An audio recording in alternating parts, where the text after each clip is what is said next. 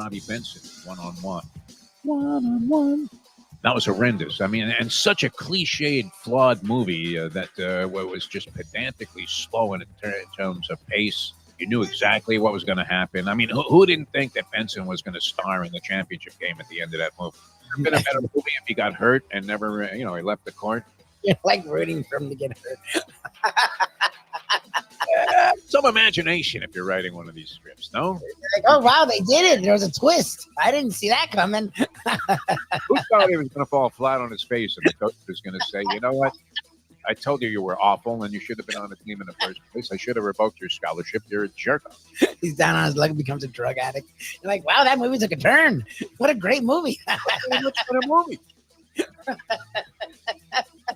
Would have been a better movie if Hilary Swank had checked out after she got hit with the head with the chair, which, not even Richard Steele would have allowed that to go on. Steve Smoger, who would have a guy, I nicknamed Steve Smoger, the boxing referee, let him bleed. This guy would be bleeding from every pore, and the Smoger going, yeah, one more round. That's it, kid. If you don't show me something here, I'm going to have to stop it. Steve, this fight should have been stopped when he came out of the dressing room. What are you talking about? He's like passing out.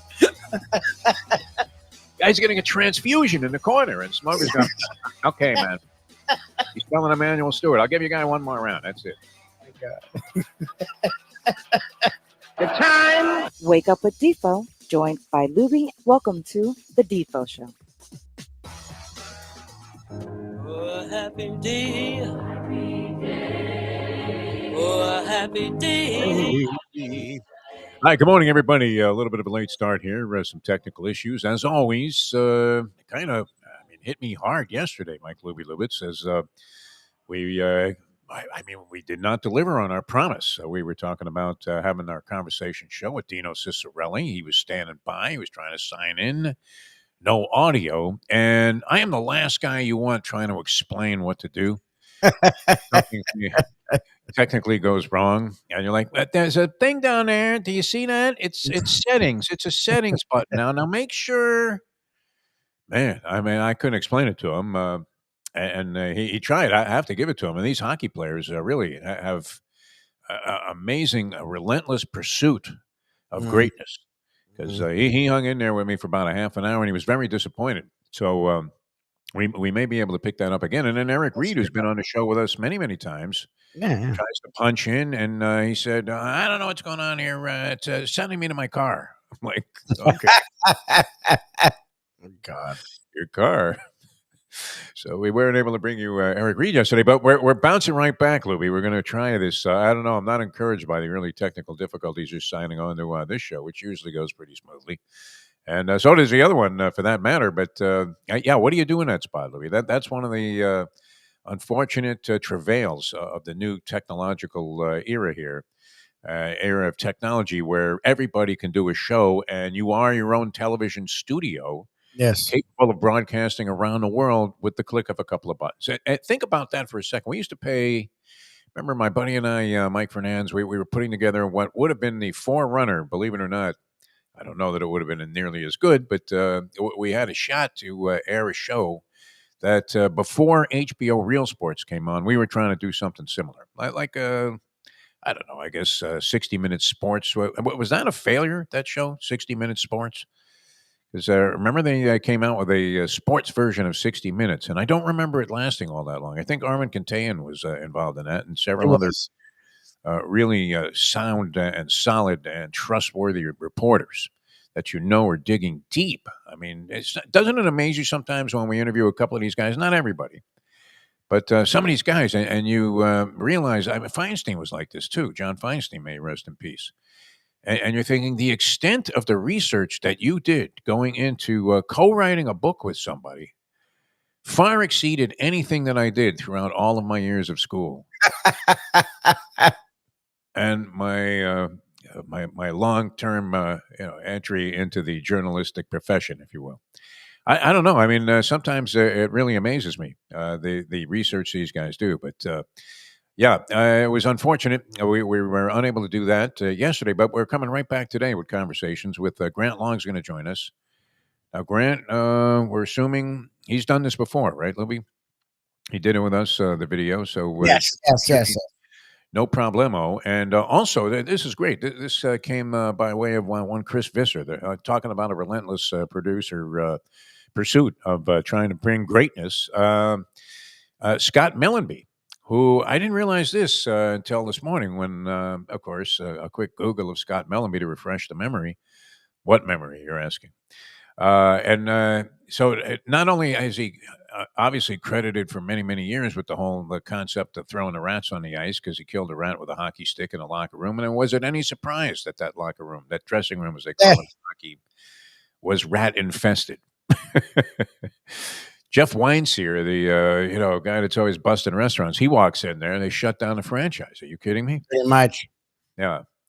But then that was a great tradition. And that was, did we have a lot of really fun kind of people get involved traditions now? Well, when the Heat and the Panthers in that 96 season were involved in postseason runs, remember, that was great. Every night you were seeing this caravan going down 95, going south. And instead of shooting at each other, they were in togetherness, bonding through sports, Lubie, with the flags flying either for the Heat or the Panthers. And then the Panthers, you would have thought, doesn't it feel like they won that Stanley Cup, even though they got swept by the Colorado Avalanche?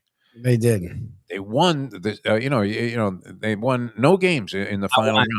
Not one. No, not one. But for as early as the franchise was, for as low as the Marlins had been early on, and the Panthers, I know they flirted with the playoffs, but they weren't, what we saw the Knights do when Vegas came onto the scene. And the run they made, again, every team they went up against was an actual contender with Hall of Famers plural on it. Like that Bruins team with Cam Neely, and I think he was like signing off, and the Panthers knocked them out. And then the Flyers with Lindros, who'd been trying to get a cup with LeClaire and Rod Brindamore. Listen to you. You're fantastic on this. Oh, I remember that. I mean, that was my childhood, that run. And then the Penguins, who were in the middle of being they were descending. They weren't winning cups per se, but they still had Yager Lemieux. Lemieux still was Lemieux. Yager was probably in his prime. And the Panthers are beating those guys with Scott Mellenby. Yes. Brian Scrudlin. Not that they're bad players, but they were fine, but it wasn't the team they have now. Like, they weren't loaded. Yeah. But these guys were grinders. They were all a solid bunch of grinders. And that's not a disparaging term, because there's nothing wrong with being a grinder. You need grinders in sports, and especially in hockey. Because what do you have on a team? Maybe some teams have 2, even 3 stars, or guys that are always providing highlight reels full of goals, or involved in spectacular play. Pace is faster when they're on the ice. There's a level of excitement as soon as the guy. Lindros was kind of like that, because a lot of people were not big Eric Lindros fans. The big tough bully guy that's just bowling people over. Anytime he got, same thing, Pavel Bure, we had that here. He gets a stick on the puck, and you're like, whoa, man, a little spark of energy goes throughout every body that's in the building. That's good. We didn't have those kind of guys, that's for sure. But that'll be a lot of fun. I'm looking forward to that. I hope we make those connections today, because it was a little frustrating there yesterday, especially when Eric Reed says, "Oh man, they're sending me into my car," and then I think he just went straight to his car. That was it. So that was fun. All right. So last night, Lubie, I felt a sort of citywide, universal feeling of anxiety. I mean, it was very Mel Brooksian, the kind of atmosphere that was pervading here, the local area, as a stench was hovering over the city, with Carolina up 2-0 after one period and seemingly fully in command. Now, having scored, I believe, 6 straight goals in the series after getting a shellacking in the first 3 games. And you thought, 3-2 now, big boys. What are you going to do when you get home?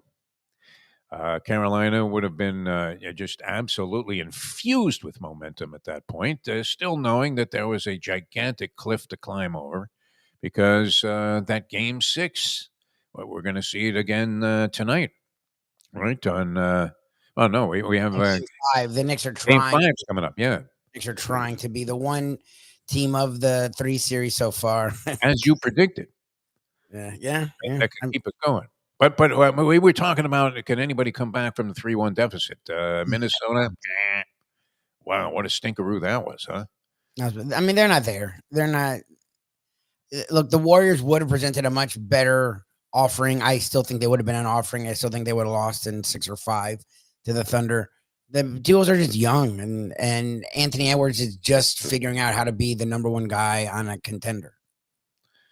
Maybe so, and they're not as good as Oklahoma City. They don't have the talent, no. They need like 2 or 3 guys. Problem, much bigger problem. I tell you what, Chet Holmgren.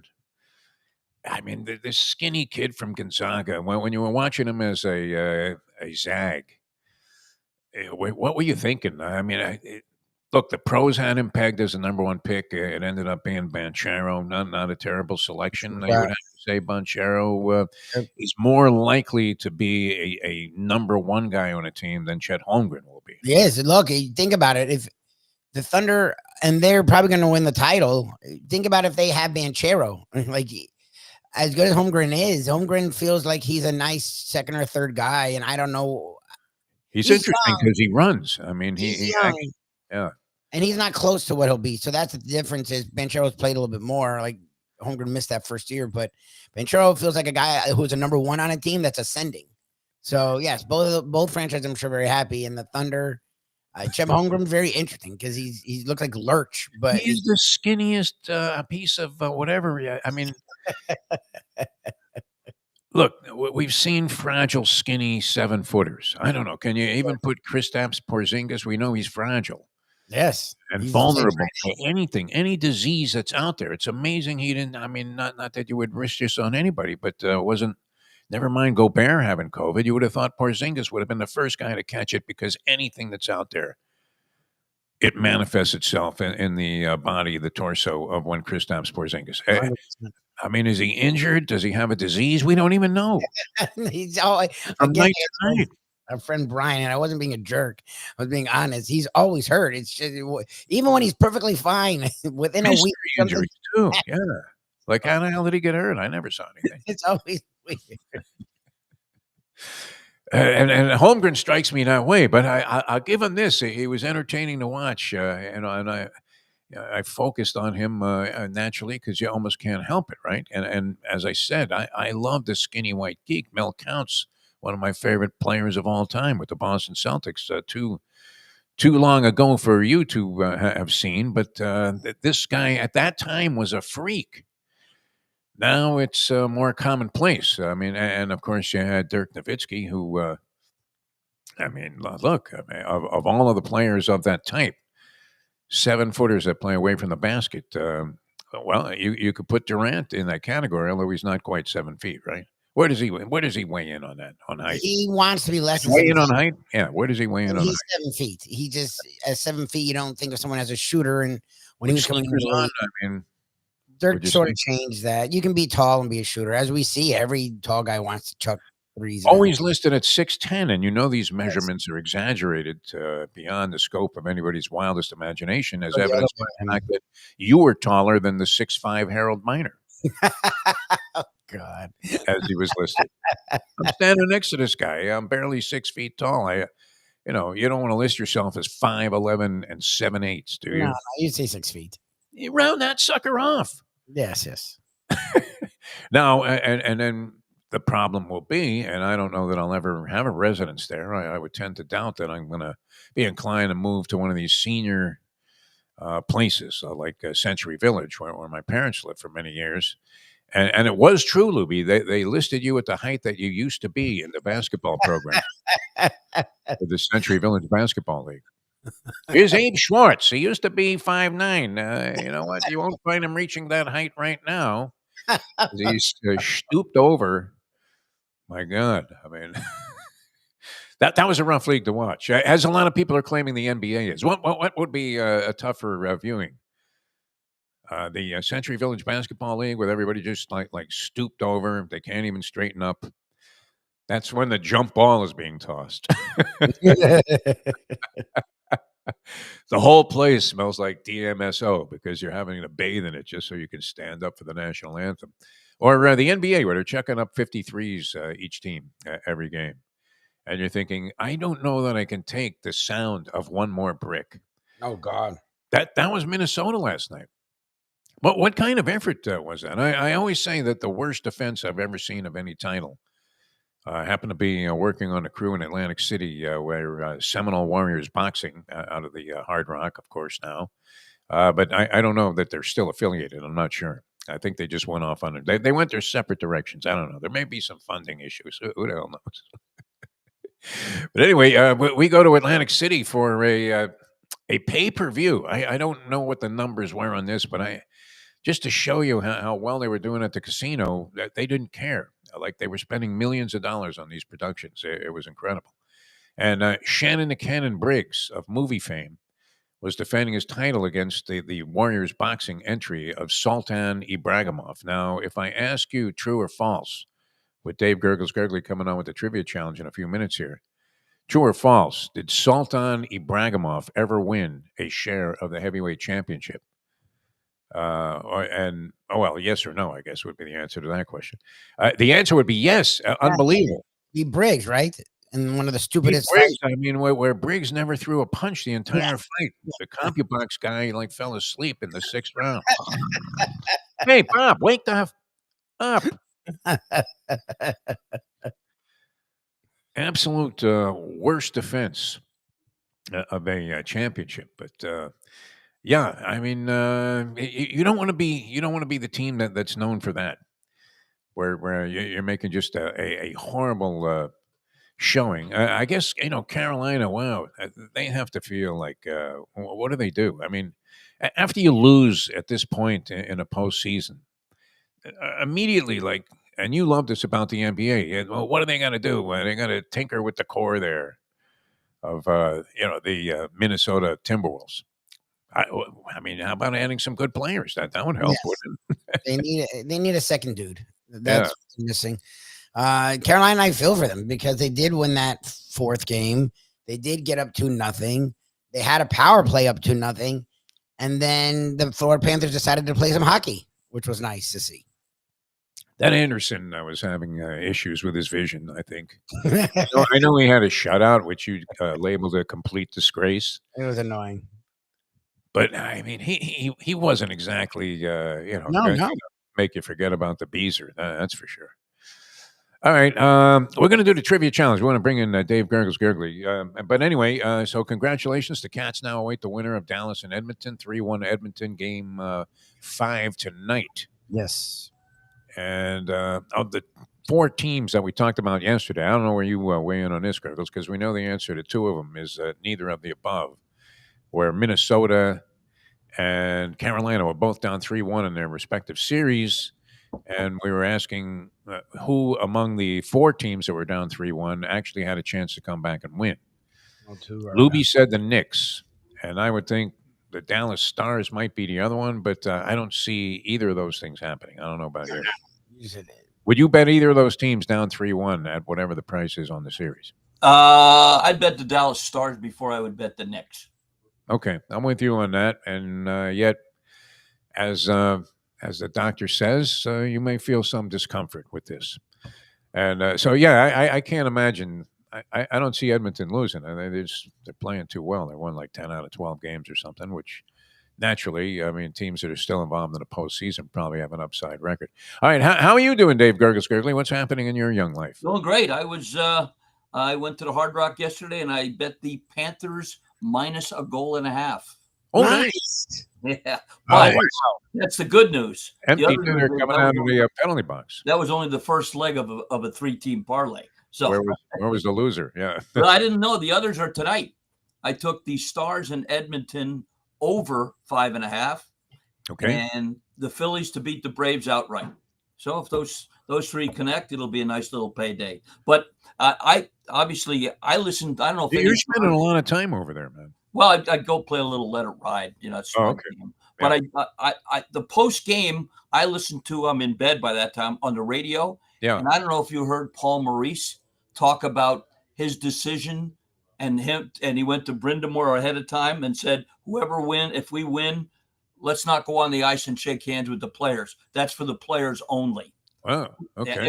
He was so eloquent in the way he spoke. He's really a delight to listen to, and you can tell he fits in just perfect. He's like if the Dolphin coach ever grew up to be a real man, he'd be just like him. Cold slap shot to the groin of right, though. Dolphins head coach. Dave Gurggles. That was Dave Gurggles Gergely, by the way. We could not have been more wrong about Paul Maurice. I don't know that I've ever misjudged a guy as badly as I misjudged this guy. And the good thing about it, usually you think a guy's a good guy and turns out to be a real a-hole. But in this case, we thought this guy was absolutely devoid of personality. That he made Scotty Scheffler look like Shecky Green. I mean, or George Carlin or something. I mean, just devoid of personality completely. And yet, I mean, this guy, everything that I hear come from him, including all of the swearing that he does, sounds like it came from some book of virtue. I mean, the guy really, I mean, philosophically has it together like few coaches you would think would, and is very low key about it too. Oh yeah, last night they asked him, how do you feel about the upcoming series? He says, listen, guys, I'm going to celebrate tonight's game. Then we'll think about and moving on from there. And he was so eloquent, and he said it's all about the players. They asked him why he switched some wings, some players on some wings. He said, well, it didn't work here. We tried it there, and we did it there. He just, man, he made the reporters probably feel good when they asked him the questions. Maybe like an anti-Shula, I guess it would be, or Belichick. And he seems to be extremely accommodating, even in those annoying in-game interviews that they're asked to do. Where, right. I mean, you imagine Popovich, if this was happening now, he didn't even like doing it at halftime. But imagine they come to the guy in the fourth quarter, there's action on the court, bodies are falling all over the place, and they're asking like Eric Spoelstra, okay, what are you going to do to shake it up here? He's like, well, I'm going to have somebody go out there and kick Max Strus in the balls. So you don't get that kind of stuff.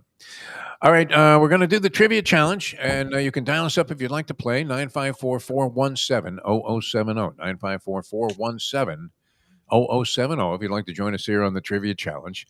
I have prizes to give away, Landlubbers, Texas Roadhouse gift certificates, and that's sort of arbitrary also on and using the judgment of one Mike Lubie Lubitz, depending on which ones are current and where you live, because we don't want to send you to Landlubbers if you're calling from Missouri somewhere. So, and feel free to dial us up if you've never done it before, 954-417-0070. We'll have Dave Gurggles Gergely and the Trivia Challenge on tap. Your chance to not only dignify yourself as being the most knowledgeable sports person or among them here in town, but also or around the country for that matter. But also winning something, man, is always great, isn't it? I mean, you always feel good. It doesn't matter. And I wish I had subscribed to my son's theory, which is the minute you're even 10 cents ahead in any gambling venture, run. Cash out and go. The minute you're ahead, it doesn't matter. I mean, maybe you hit right away for a couple of dimes. Great, go. Don't piss it back. All right, coming back with more in a moment. Now that. The time. It's 8:32. Play the ponies in style at Champions, the outstanding simulcasting room at beautiful Hialeah Park. Yes, the grand old lady of thoroughbred racing has never been more vibrant, and you can wager on the races from the top tracks around the country while enjoying a cocktail at the Brass Rail Bar or any of the fine food served throughout the facility. If poker is your game, you're covered in style, and you can play all your favorite Vegas-style games, including blackjack, craps, and roulette, in Hialeah Park's sizzling hot casino.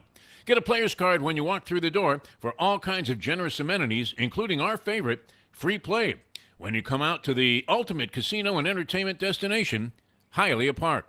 These days, we're all looking for comfort anywhere we can find it. Thank goodness for Landlubbers Raw Bar and Grill in the Plantation, because they are making sure you are as comfortable as possible. First of all, they're not only open for delivery and pickup. All you have to do is go to landlubbersbarandgrill.com for both pickup and free delivery. You're going to have the best wings in the world. You're going to have a great burger. You're going to have their amazing soups. Again, Landlubbers, Raw Bar and Grill. It's nice and easy. Just go to landlubbersbarandgrill.com for both your pickup and free delivery. Thank goodness for Landlubbers for making you always feel right at home. Are you looking to buy your first home? Have you been turned down for a loan? Do you need to refinance or get money out of your home?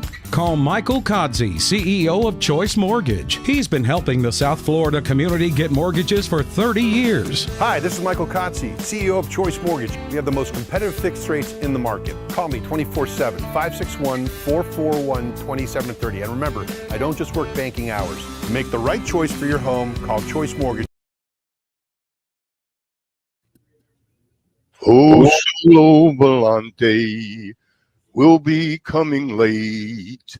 Oh, solo volante. The Belmont's now 1 mile and an 8. The finish line is coming up quick. Luca Panici just switched the stick. The only way to get your morning started is with Defo, joined by Lubie, right here on the Defo Show. All right, welcome back to the show. Getting the trivia challenge started here with Dave Gurggles Gergely. We got Mike Lubie. Lubit's up there, and what for me is the upper left corner. And of course, we're going to give some stuff away here. So feel free to dial us up and play the trivia challenge. 954-417-0070. And we're going to get it started. You just heard the dulcet tones of the great Paulie man, Paul Massell, co-creator of the game. He did all the work, and I took all the credit. And so we're going to get it going in a somewhat traditional fashion with Dave Gurggles Gergely as a Paulie man and some Easy baseball. This is a easy baseball flashback. Oh, nice. This longtime baseball man on his humble beginnings recalled, I signed with the Milwaukee Braves for $3,000. That bothered my dad at the time because he didn't have that kind of dough, but eventually he scraped it up. It's our old friend Bob Euchre, Bob Barker, Fess Parker, or Parker Brothers. All right, rolling the random phone scrambler to select our first player. And it lands on Key Largo Dave. Key Largo Dave, how are you, my friend? I'm doing well. How about you guys? Well, feeling good. You're in the game, and you already have 1 point. And I saw your movie just the other day on TV, the great movie Key Largo with Edward G. Robinson, Humphrey Bogart, Lauren Bacall. Great movie. Yeah, it's a wonderful movie.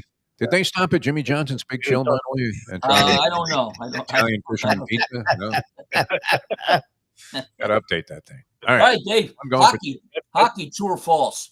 Believe it or not, Patrick Waugh, the great goalie, had a great superstition. He would skate backwards towards his net and turn around before each game. True or false? True. That's right. That's true. Good. All right. Strange cat, right? I'm on it today, boys. Yeah, look at you. Nice start. Razor All right. sharp. 2 for 2, going for As 5. long as you got that, let's stick with hockey. The Panthers way back defeated the Bruins in their first playoff win in April of 1996. I was at that game in the old arena. Who scored their first goal in that game? Was it Mike Huff, Jody Hull, Scott Mellenby, or Ray Shepard? I was hoping Fernando Tatis would be one of them. That's 2 grand slams in the same inning, yeah. Yeah, let's go with C. C. No, believe it or not, it was Ray Shepard who actually had 2 goals that game and a 6-3 win. He was a huge. Very nice. I believe it.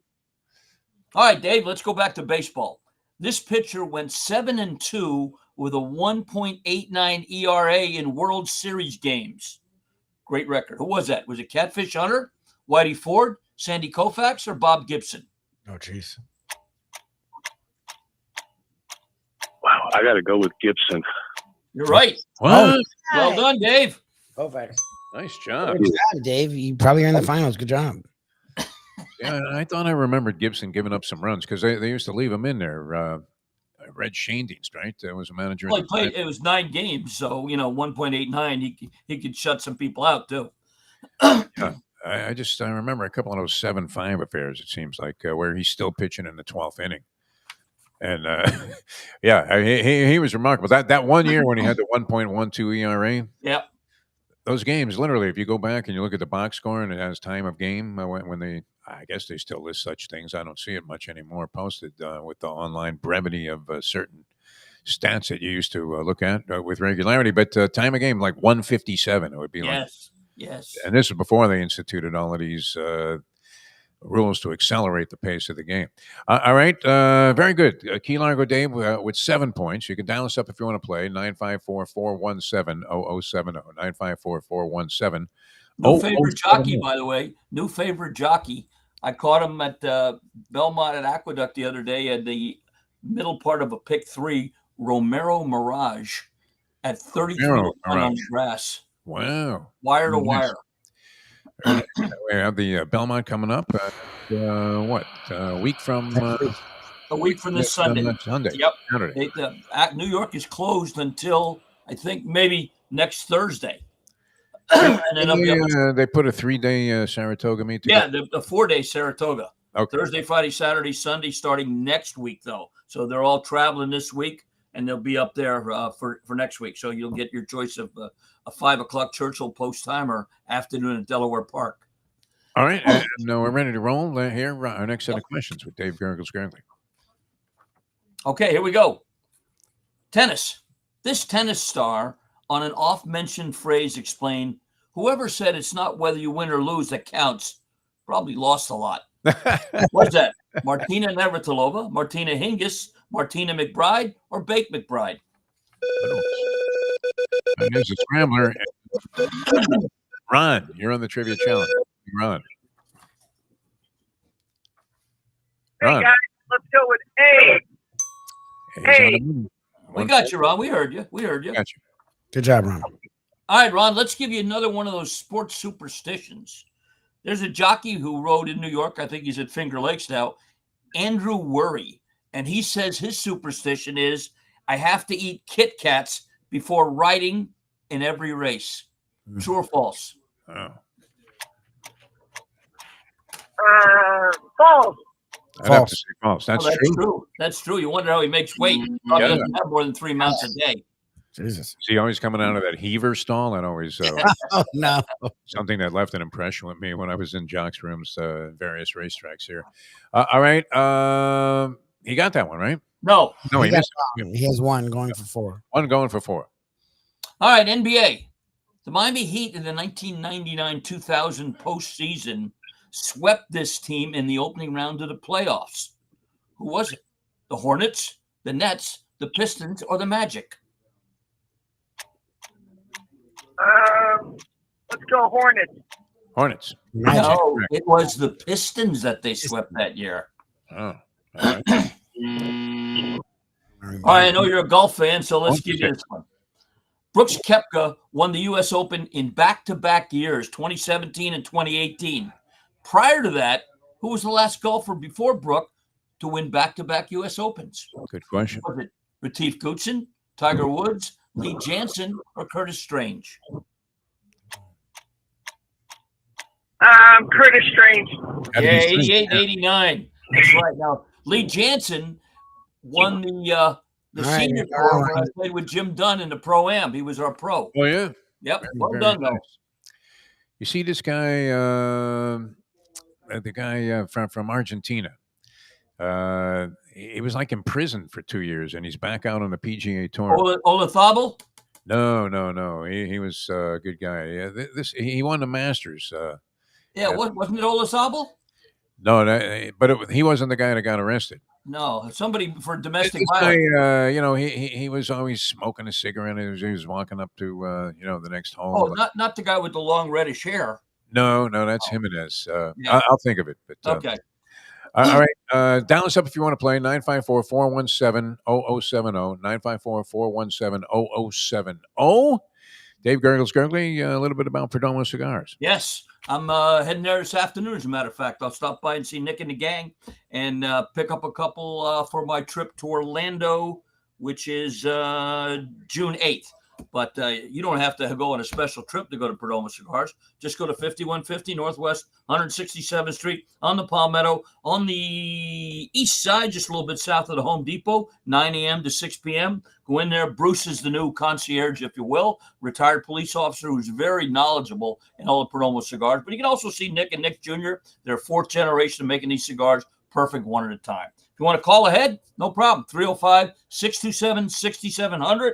If you want to get one on a weekend, any tobacconist worth their salt should probably have. And if you're not sure, go online to www.perdomocigars.com. So tonight, when Edmonton and Dallas go over 5.5 goals, put something great in your mouth with a cigar from Perdomo Cigars. Angel Cabrera. That's it. Yeah. That's right. Yeah. Always had kind of an honorary look on his face. He reminds me a lot of my friend Francesco. Hates everybody and but yeah, he did like 2.5 years in the Slammer, and he's back out there. And I think he just won like the senior U.S. Open. Yeah, I think it was domestic violence. I thought, something like that. There was some ugliness, no doubt. I mean, I guess to his credit, maybe he has reformed himself. But yeah, you don't expect that. I would imagine he's the only guy ever to get out of the Slammer. I mean, it's win the middleweight championship. If I'm not mistaken, I think Trump was about to pardon him anyway. With his authority extending into Argentina. All right, ready for our next set of questions here. Good game working so far. Key Largo Dave with 7, and Ron comes in with a 6 spot. Sports. This comedian on why he didn't pursue a career in sports said, I wanted to have a career in sports when I was young, but I had to give it up. I'm only 6 feet tall, so I couldn't play basketball. I'm only 190 pounds, so I couldn't play football. And I have 20/20 vision, so I couldn't be a referee. What's that? Jay Leno, Jay Bird, Larry Bird, or Otis Bird's song? All right, roll it, Lubie. See what we come up with here. Among the all-time greats, tremendous human being as well, Andy. You're on the trivia challenge. Good morning, Andy. Can you imagine Jay Leno as a boxer with that chin? He would get killed. Yeah, They were going to hire him to play Don Shula in the Shula story, I guess.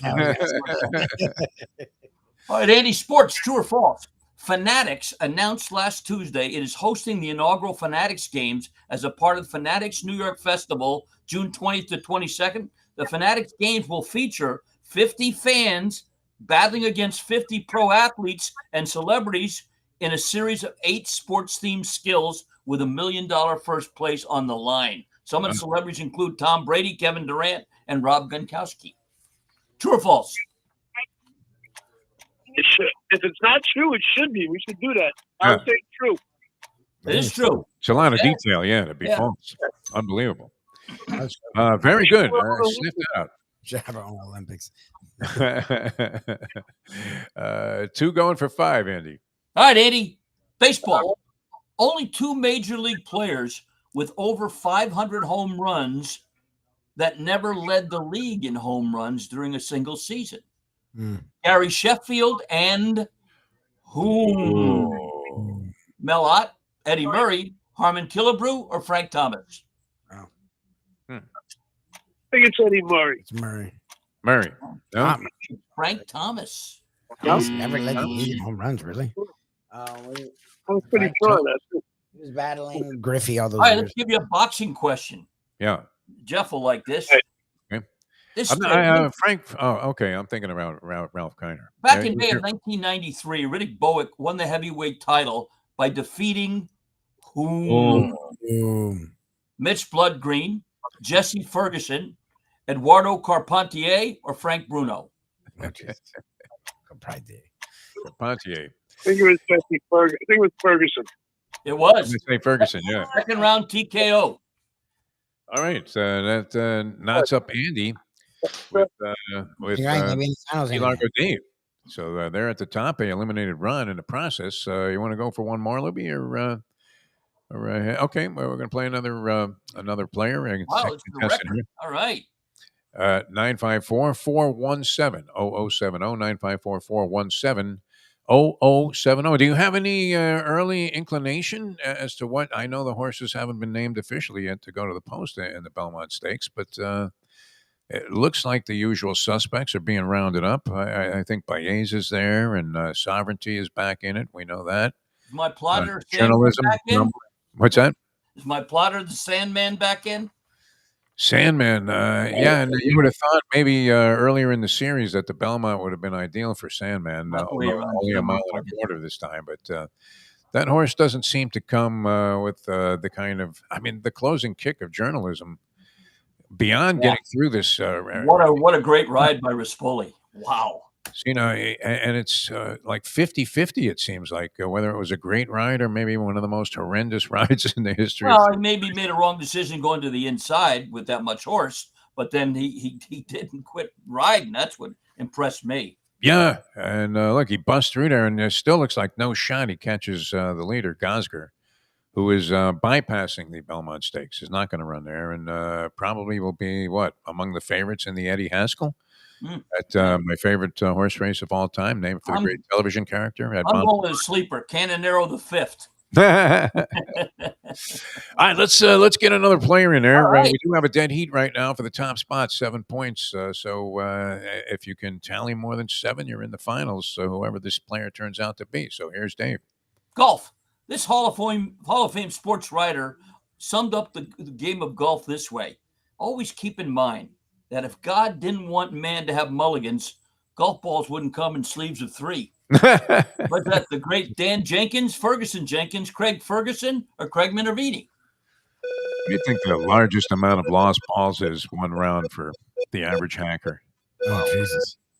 Have you ever lost more than a dozen while playing golf? Yep. Yes. Wow. But you play some real courses, though, Dave. Yeah, I played some tough ones in Ireland. I mean, you're at like St. Andrews. We're at Bonaventure.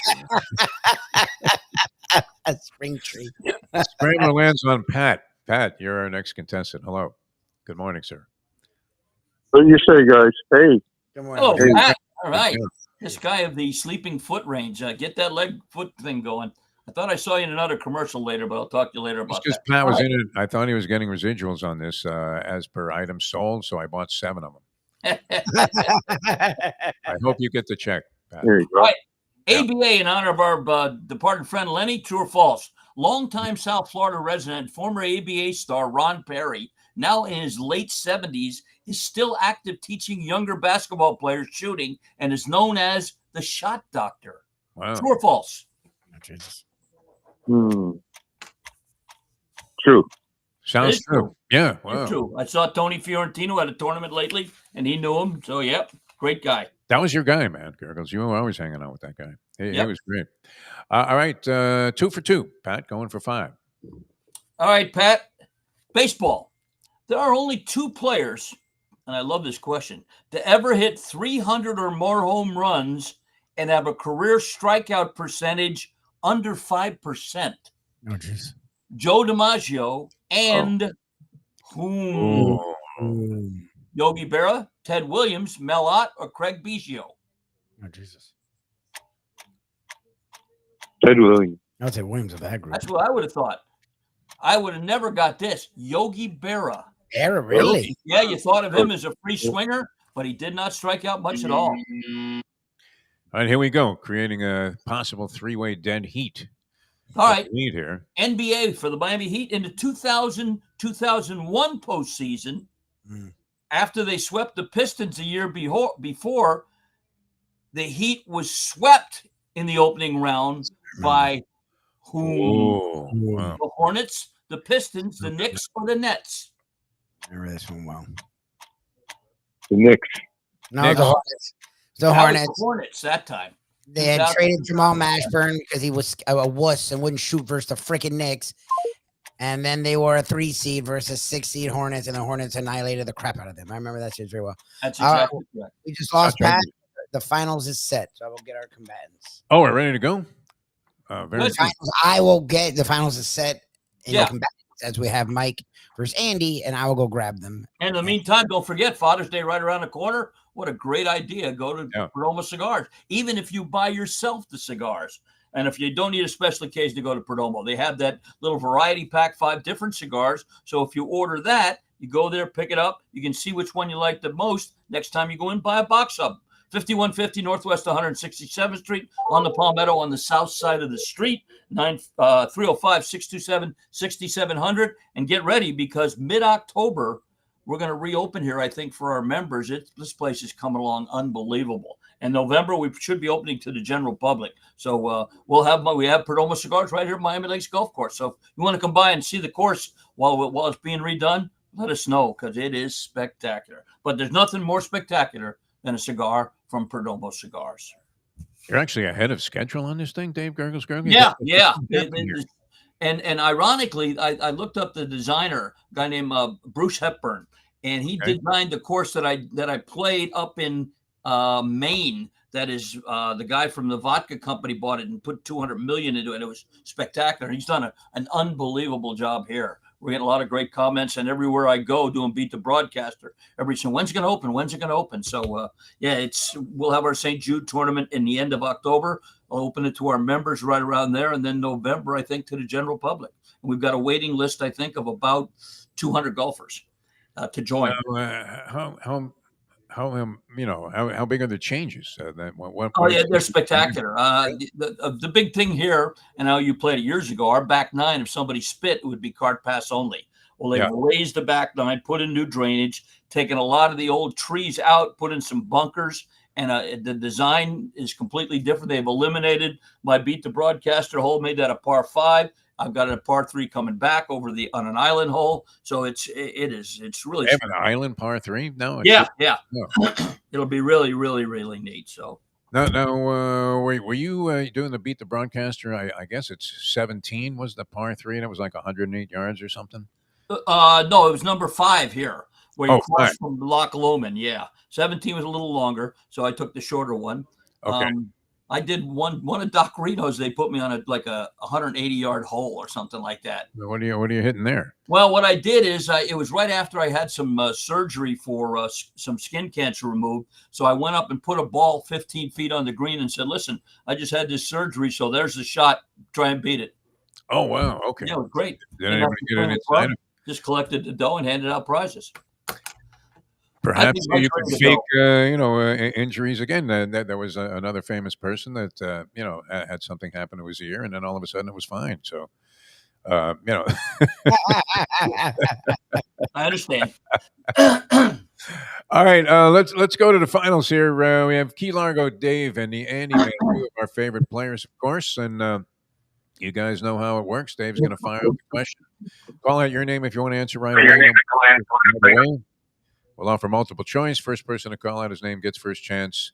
Go back and forth until we have a winner. Sorry for picking up that excerpt from a police radio call. I think there's a chase going on 95. But here we go for the championship of today's edition of the Trivia Challenge. Here's Dave.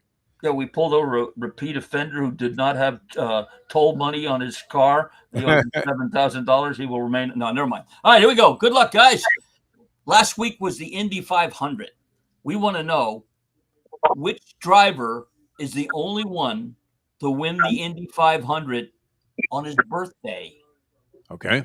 Anybody? There's multiple choice. Mario Andretti, Rick Mears, AJ Foyt, or Al Unser? All right. We're Andy. Andy. Okay. Andy. Lack of clarity there. I'll go with Mario. I'll go with Mario. You said Mario. Mario. No, incorrect. Rick Mears, AJ Foyt, Al Unser. Mr. Dave. AJ Foyt. Foyt. No, it's not the big man. Two left, Andy. Rick Mears or Al Unser? I'll go with Al. I'll go with Unser. Unser. May 29th, 1971. Oh, nice going, Andy. All right, congratulations, Andy. And of course, Key Largo Dave, nice job down there. And I mean, look, even though he walks away with the lowly distinction, I guess it would be. It's not really a lowly distinction. Finishing second here that's no disgrace. No, these questions. Right? Not I mean, there's no prize associated with it, but he woke up today in Key Largo, which I would imagine would have been. We should institute Quinellas, but who knows? Maybe someday, when we raise the budget on the show, I mean, the things are very encouraging right now, especially around the Bleacher Brothers confines. So good. That'll be great. All right, Dave, where are you off to? Any special events this weekend? No, I got some plumbing issues in my condo I got to take care of, so I'll have to So handle do it. I. Yeah, we had a guy in here yesterday. He tried everything, Yeah. and it didn't work. So then, what do? You start washing your dishes in the bathroom sink? No. I've got. I mean, I had some leaks, and I got to get the plumber to come out. With mine, you got to shut the water off in my building. It's a whole mess. So whatever, the necessary evil. It happens, as they say. Could All right, be worse. good luck with that. I Good could luck own with a boat. There you go. Thanks. Dave Gurggles Gergely, ladies and gentlemen, in the trivia challenge. Nice addition to the game there, Lubie. Yes. As the usual suspects were participating, but all did a great job and some good questions. All right, we will see you guys later on. Coming up 10 o'clock, we hope, on Bleacher Brothers. It was a complete washout yesterday with both Dino Cicerelli, who has vowed to come back. And now he feels, Lubie, that if he has somebody with him, he would have been able to overcome those difficulties. Okay. As to what happened with Eric Reed, I don't know. He had done this before and had no problems.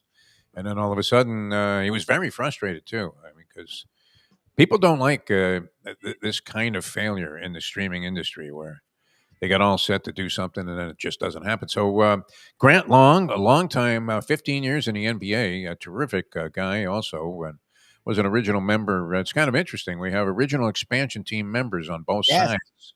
Yes. Our discussion today, one on the NBA playoffs, which we now know OKC's in the finals. And really, I mean, what level of percentage? Knicks are favored tonight, Lubie.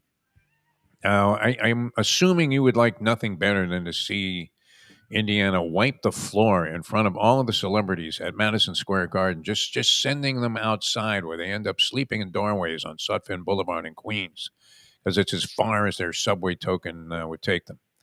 And they are despondent because the Knicks are eliminated. And I'm not sure what level of rise of hope would there be that the Knicks can somehow take 3 straight now over this Indiana team. Is that possible? Oh, anything in life is possible. They won't. I said that I could see them because these games have been close at the end of every game. So it's like, okay, bounce here, bounce there. Like the Stars games, the Oilers have been pounding the crap out of them. And the same thing with the Thunder and the T-Wolves and also the Panthers and the Hurricanes, even though they made it a much tighter series in the end, the last 2 games. Like when the Panthers won, they were beating the crap out of them. However, I don't see it. I think that, like, I can see the Knicks winning tonight just because the Garden, whatever. But I think they would lose Game 6 in Indiana. Like I see Indiana winning. Once it gets to 3-1, it's really hard to. Teams do it, but it's really hard to come back. Very difficult, yes. But it does put that little notch in the belt there of psychological pain when a team can prevail in that Game 5. Yes, it does give you a little. That's down. I mean, now you're talking even going back to the other team's home arena now, and that's the weird thing about the Panther run so far. Phenomenal on the road, better on the road, just incredible on the road, and they've been the road team having the not having the home ice advantage in any of the 3 series so far. Yeah, I think I the don't Oilers, know where it stands. I mean, I'm assuming they go by record in. both are better. The Oilers had a better record. Is that? Yeah, I think both the Oilers. It's because of the way the Panthers finished. Again, the Panthers were more worried about getting healthy, which is what we've seen, getting in the playoffs. Then remember, they were fighting for the number. They weren't going to catch Winnipeg or Washington, but everyone else, they were right in it with everyone. They were like the 2nd seed in the Eastern Conference. And then the last month, everyone, you didn't have Kachuk because of whatever the hell happened to him at that stupid ass games. And you didn't have Ekblad because of the suspension that to this day is still sort of weird. Like, and then weren't they missing Reinhardt? They were missing like 3 or 4 guys, and you saw them do a tailspin. But again, we've seen why. Like, we remember 2 years ago, like, injuries are everything for this team. This team being healthy is the most important thing. So they don't care about being on the road. So they took a little tailspin. So I think they're just behind everyone. That's what a great ride though when it happens in your city. And as unlikely as anything we could have anticipated. Look, we've been in the doldrums here. South Florida has been the town without pity, very much so. Marlins franchise in the tank. Dolphins franchise, every year they elevate your expectations with some kind of dramatic signing that they're pumping up. And I mean, think about it. What did they go? Did they go 8-9 last year, Louis? That's Yes. disgusting. Well, and they started decent. Yeah. They had a nice run in there. Yes, it's a mess, and they've spent lots and lots of money. But this midget quarterback, let's say a diminutive quarterback, who I like, I root for Tua Tagovailoa to be good. Don't you? Well, you know, I do. Being a more likable of a guy, wouldn't it be great if that was something that you really didn't have to concern yourself with? That okay, well, we know that this quarterback is the right guy, but that franchise forever and seems to have plummeted to a point. They've tried everything. They tried signing guys and big time free agents. They've tried dumping guys. They tried drafting. They've tried every possible way to go, and remain nowhere. They need to get a Zito. Yeah, they need to get a Zito. A real GM. Yeah, that would be good. No, Zito. One thing they've screwed up was getting a real exec. Look, and that was a Panthers issue for years. Yeah. I mean, it was about 25 years where they were just rough. And then they tried. They went and got Dale Talon, a guy who built like a team that won 3 cups or 2 cups. I think the Blackhawks won 3. Won multiple cups. Did it through the draft. He never really. He wasn't able to replicate what he did with the Blackhawks organization. Never worked here. Close, yeah. Whatever it was. He did bring in Bobrovsky, which looked like a mistake, but obviously it's paid huge dividends because you can't. Your goaltender can't be horrible, and you end up in 3 straight Stanley Cup Finals. So. No. Look, he's not. No, he's a really good. He's just not a great goal. Like he's not going to stand on his head and deliver you John Van Beesbrook type performance. He always has that buffoon goal, like you always. Gives up 2 to 3, unless you hold him to under 20 shots, which is really hard to do this late in the playoffs. Teams are going to get shots off, but if he's going to give up 2, like every goal he ends up giving up is like, dude, it was just you and a guy. Like, just block it. But he goes in these great runs, and he is a really good goalie. I just don't know. Like they talk about Hall of Fame all the time. I don't know about that. I don't know where he's like. You see these other goalies would give up goals, but not the goals he gives up. Like the stuff where a guy shooting it from the freaking blue line with a clean look. A goalie of any level, any high stature, doesn't give that goal up ever. No. They just don't. He does a wraparound with his glove and makes the catch behind his back. Skinner, though, with Edmonton, wasn't he benched at one point in the postseason? He was horrible. Probably. I think he was benched after the first 2 losses to the Kings, and maybe even subsequent to that at one point. And it wasn't just because they. I mean, you don't bring in the backup under these circumstances. Rarely do you see that. Same thing happened when Anderson, after he was coughing up a goal after goal like a human sieve. So anyway, I mean, interesting that this franchise could go to 3 straight championship rounds. The Heat, of course, did it with LeBron with 4, won a couple of them. If the Panthers win or lose in the finals, still an incredible run for a town that really has been in the throes of desperation forever, including now. I mean, people are disparaging about the great Pat Riley. My God. Deserved. That's outrageous that somebody would. All right, so he's 80 years old. I couldn't remember Phil Swift's name, the guy that I love in those Flex Seal commercials earlier today. So, if Riley's lost a step, can you possibly, be overwhelmingly concerned about it, or is that just the natural byproduct of getting socked in the face every day by Father Time? All right. Good job, Lubie. And we will see you guys later. 10 o'clock today. We should have Grant Long and Scott Mellenby, who, by the way, answered to a trivia question. I thought maybe Gurggles was going to go there. Who had the first goal in Florida Panther history, going back to the 93-94 season when he came over as an expansion team draw as he was unprotected by the Edmonton Oilers. So this guy's been in both the Oilers and the Panthers organization, but that was way back. I mean, I would imagine there have been many, many changes. Certainly the Panthers have been overhauled a few times and finally seem to have found just the perfect fit. So congratulations to them. OKC in the finals, as people anticipated. Knicks and the Pacers tonight. Is this going to be it? Is it all over? And, of course, Dallas is going to try to come back in their series against the Edmonton Oilers and derail the possibility of the rematch. So I'm anticipating it's going to be Panthers Oilers. I don't know that either team is capable of going up 3-0 in that series, as was the case last year. All right, well, see you guys tomorrow and 10 o'clock today. Grant Long, Scott Mellenby going to join us on Conversations. So until then, I'm Jeff DeForest for Mike Lubie Lubitz, Dave Gurggles Gergely. We'll see you next time as we leave you know that. The time. It's 9:07. Let's go to eat a damn snack. Look what they done to my show.